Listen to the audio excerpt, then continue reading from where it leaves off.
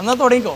അടുത്ത 1 3 4 5 come on 6 7 good come on one more.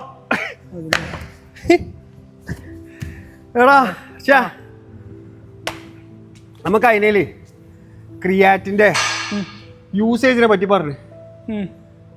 ഇതെപ്പാന്ന് ഉപയോഗിക്കണ്ട്, ഇതെപ്പാന്ന് തീർക്കണ്ട്, ഇതെങ്ങനെയാണ് കഴിക്കേണ്ടത്, ഇതിന്റെ കൺസംഷൻ എങ്ങനെയാന്ന് പറഞ്ഞാൽ കുറെ മെസ്സേജ് വന്നില്ല. ഓക്കെ, ഞാൻ പറഞ്ഞു. ക്രിയാറ്റിൻ നമുക്ക് ബേസിക്കലി എപ്പോൾ വേണമെങ്കിൽ കഴിക്കാം. ഇപ്പൊ രാവിലെ വർക്കൗട്ടിന് ശേഷം, വർക്കൗട്ടിന് മുമ്പ് എപ്പോൾ വേണമെങ്കിൽ കഴിക്കാം. പിന്നെ ക്രിയാറ്റിൻ കുടിക്കുന്ന സമയത്ത് നമ്മൾ മെയിനായിട്ട് ഫോക്കസ് ചെയ്യേണ്ടത് വെള്ളമാണ്. ഓക്കെ, മിനിമം 3 ലിറ്റർ വെള്ളം എന്തായാലും കൊടുക്കണം. 3 ലിറ്റർ 3 ലിറ്റർ വെള്ളം ഒരു ദിവസം മൊത്തത്തിൽ കൊടുക്കണം, 3 ലിറ്റർ വെള്ളം.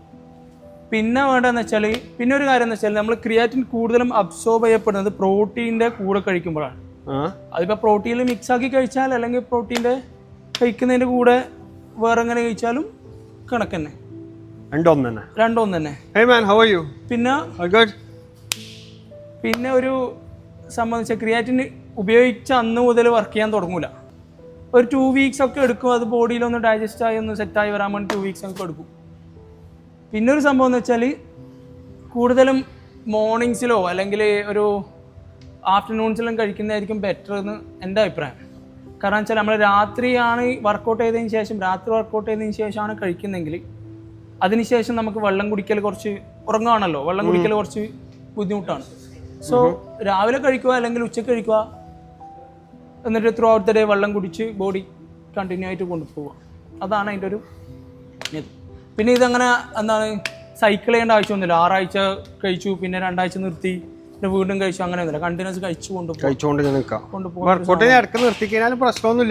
പ്രശ്നമൊന്നുമില്ല. പിന്നെ വീണ്ടും സ്റ്റാർട്ട് ചെയ്താൽ എന്നാ തുടങ്ങിക്കോ.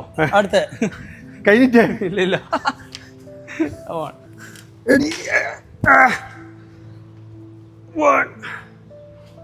2 3